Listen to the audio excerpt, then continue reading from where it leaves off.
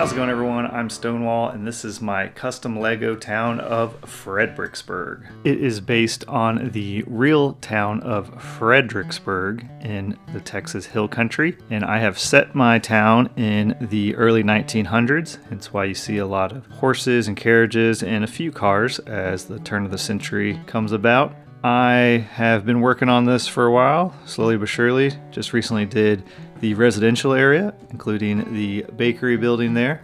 It's turning out pretty good. I'm actually preparing to take this to a Lego convention here very shortly, so I'm just going to be doing a few updates in this video. Probably the main thing I have planned today is to do the interior of this building. The Octagon building is the community center and hub of the town, the Vereinskirche building.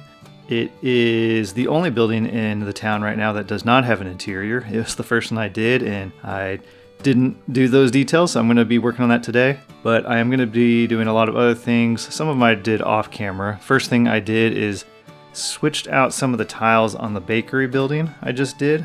I don't know, you probably noticed in the video, some of these round tiles were off-colored compared to the half-round ones. I don't know how that happened. Maybe some were from Go-Bricks and some were Lego. I have no idea. I didn't even really notice it when I was building it, but when I saw it on camera, it was much more apparent. Whereas sometimes the color differences look way worse on camera than they do in real life, especially with dark tan. Usually you can't see those color differences in real life at all.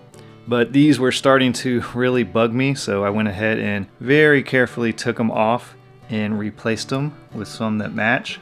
I said in that video I never wanted to redo that roof, so I was very careful.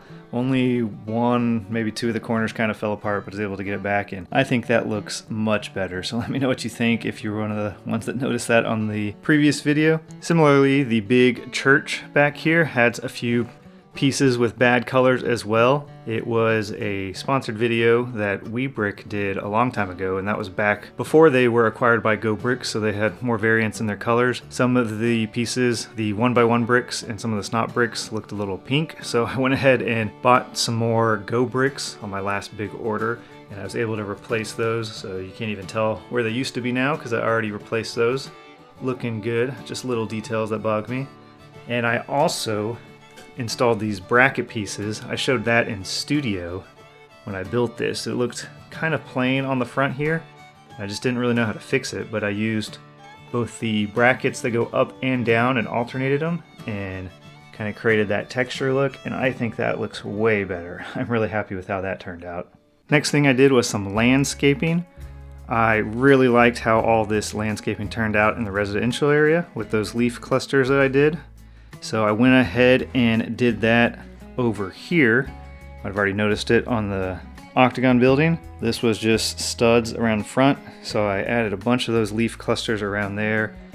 And then round back I had those big bright green 3-leaf pieces that really flop over, and I don't really like them at all. So I put those back there around the memorial statues, and that looks great too. There were some bluebonnets back there. I just went ahead and added them to the bluebonnets up front. So now we have lots of bluebonnets, and that is looking really great. Must be from a summer like we're having this year because we are getting tons of rain.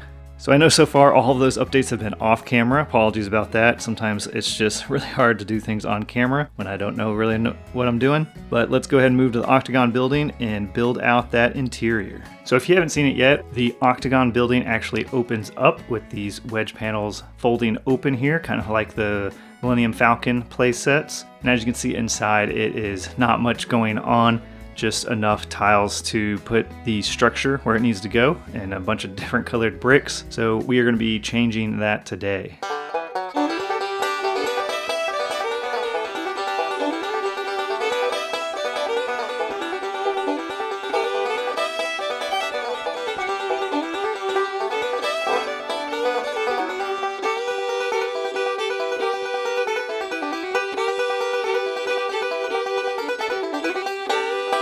So there we go, got the tiling in, tan around everywhere. You see some jumpers for the columns in the middle, and then the center part, I tried to imitate that laid stone in the real building with the different colors. I think it turned out good. Used a lot of those triangle pieces around the corners.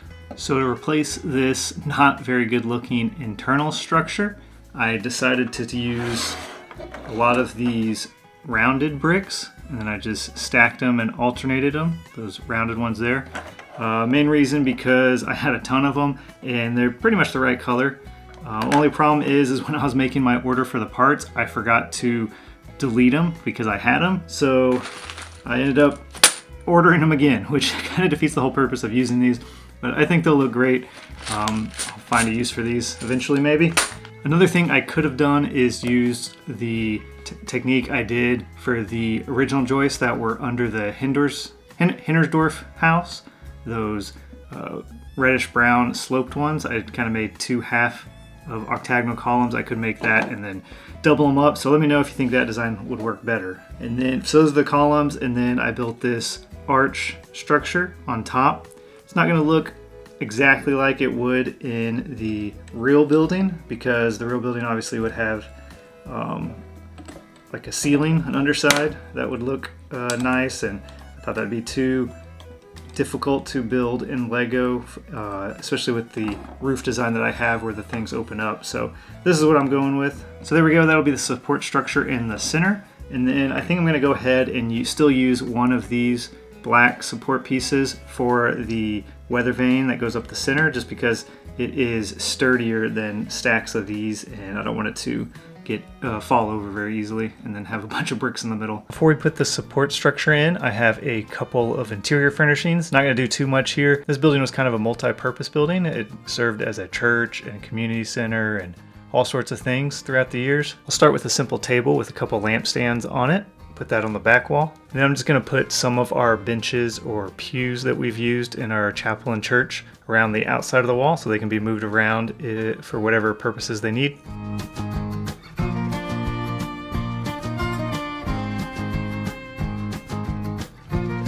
So there we go, a nice little inside. Nothing too special, but at least it's something and much better than it was before. Let me know what y'all think about that. I think these columns work well enough, but I can always upgrade it again in the future if I need to.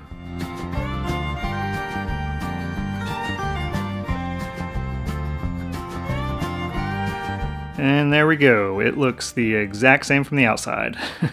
But I'm glad we went ahead and put an interior in there. It was bugging me that it was the only building in Fredericksburg without an interior, so now we cross that off the list. Next, I'm going to be building a tiny little skinny building, only 8 studs wide. When I do my layout for Brick Rodeo, since I'm not bringing these hills, there's going to be a tiny little gap between the Nimitz here and the next building.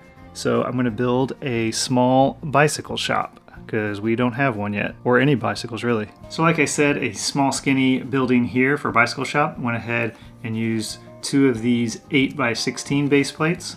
I'll just put them like that. Tiling inside, just tiles I had, and then the sidewalk. Gonna keep the walls really simple here. I did have a back door, and on this one I'm actually using a panel piece for a plumber. I guess it's an advertisement for other services nearby. The plumber is coming out of the Horster building from that update, so I guess that's his business he's advertising. Keep it real simple in here. I have a workbench for the bike mechanic with a bunch of tools on it. Put down a little stool and a barrel and a little toolbox. Here's the mechanic. Looks like she's having a hard time. Got her shirt all dirty. And then I went ahead and put a bicycle on a bike stand so she can work on it. Like I said, just a simple little interior. Another pretty simple wall. Just used a few masonry bricks and that's all. There we go. Really skinny inside. For the front, I used a bunch of ingot pieces and 1x1s with a different color. And then I used one of those old looking wooden doors with the barred window in it. And then up top, I had an extra wheel. So I just put that on a spike and made it like the sign for the shop. And then a very simple roof. Then I'll go ahead and put a couple other bicycles out front here that are for sale, I guess. And there we go. We have a bicycle shop. I don't really have a spot for it in my current layout, so I'm not going to place it in the city. Like I said, I'm just building this to fill in a small gap I'm going to have at the convention, but it might make it back into my home layout here eventually. And I mentioned how this is at the turn of the century, so we have a bunch of older transportation like horses and bicycles, but we also have a few cars. So I thought I would do a couple more cars here. These cars are from Brick AA. They're free plans on Rebrickable. I'll put a link in the description. I think I changed the color on this one, and The other cars I have in my city are also from him, although I did modify some a little bit. So I have a little Roadster sports car here, and then because he's probably driving too fast, I have an ambulance. I think this ambulance looks really great. I don't have a hospital in my city yet.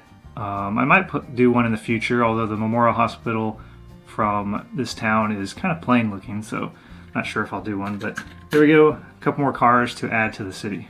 Just a quick little look here. I have the courthouse on my desk, and that's because I knocked one of those off when I was working on the church. But I went ahead and added a bunch of leaves around here as well. And then I actually left one strip without the leaves, and I have a little landscaper guy with a reel mower mowing it. So before too long, he might get it looking back to how it was. I think that looks pretty good. I just really like those leaf clusters. I also made it look like the horse was reading the newspaper while he's waiting outside the courthouse. So I put the courthouse back. I think it looks pretty great with all the leaves and the guy mowing the lawn there. And then I actually spent a lot of time back here on the back side of this row of modulars. I think I mentioned in a video that I didn't like how it was on all these buildings were on bright green base plates. So I actually swapped all 5 of those off bright green base plates onto green base plates, which was a big improvement. And then I went ahead and put a winding paver path along there and added some bushes and grass and stuff, and I think that turned out really great. Looks kind of intentional now rather than just the backside of some modulars. So really happy with that.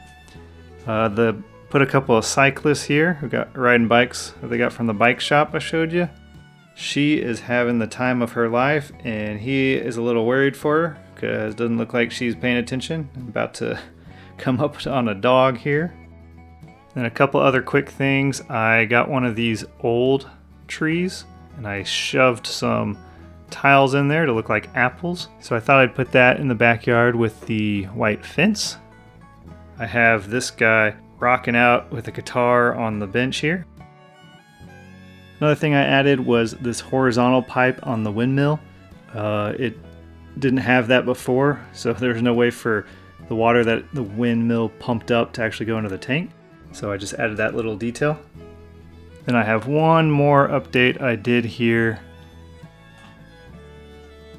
I put lights in the church. So there we go, the church is lit up. I think that looks great. I was really tired of not being able to see the stained glass when it was all dark without any lights in there. You can see the stained glass on either side. I put 2 lights on each side and then 2 in the tower. So I think that it looks pretty good. Alright, well that might be too many lights off. And it was a little tedious. I actually bought enough lights to do all the rest of the buildings in the town. I'm not sure if I'll be able to finish that before the convention. I gotta make sure I get everything else done, but we'll see. I might be able to get to that. It does look pretty cool. The one reason why I want to potentially light the other buildings is just I have all these interiors and you can't really see them unless you take, the roofs off and stuff. Everything is just real dark. So I might try to light everything up, but like I said, I gotta make sure I get everything else done. So there you go, guys. That's a quick little update as I finish off some small touches before I head to the convention. Let me know what you think. Let me know if you have any other ideas. Might not get implemented right away. As I said, I got a lot to do. But thanks for joining me in Fred-BRICKS-burg today, and I'll see you next time.